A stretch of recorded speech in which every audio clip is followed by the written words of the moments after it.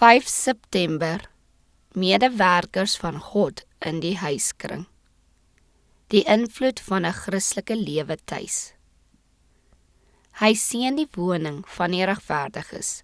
Spreuke 3 vers 33.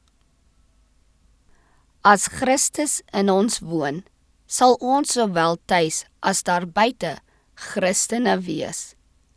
Hy wat 'n Christen is, sal vriendelike woorde vir sy familie en sy kollegas hê. Hy sal vriendelik, hoflik, liefdevol en simpatiek wees en hy sal hom opvoed vir die hemelse gesin. As hy lid is van die koninklike gesin, sal hy die koninkryk verteenwoordig waarheen hy gaan. Hy sal mooi met sy kinders praat, want hy sal besef dat hulle ook erfgename van God is, lede van die hemelse hof.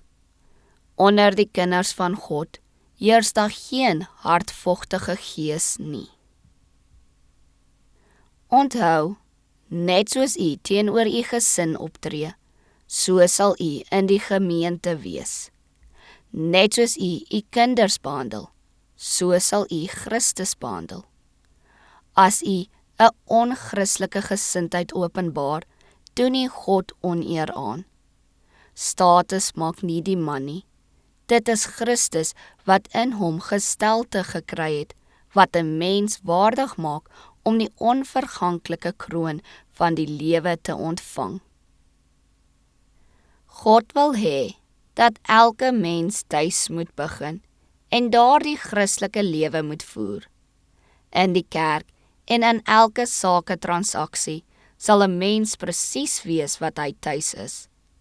As hy hom tuis aan die Heilige Gees se leiding onderwerp, as hy sy verantwoordelikhede besef om daar met siele te werk, sal hy in verantwoordelike posisies dieselfde prosedure volg.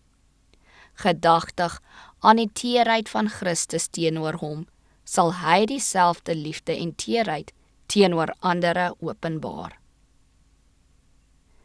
Die beginsels van die hemel moet in elke gesin uitgevoer word. In die dissipline van elke gemeente, in elke inrigting, in elke skool en in alles wat beheer moet word. Manne en vroue, kinders en jongmense, word in die weegskaal van die hemel geweeg volgens wat hulle in hulle huise openbaar. 'n Christen tuis is oral 'n Christen. Godsdiens wat in die huis ingevoer word, oefen 'n onberekenbare invloed uit.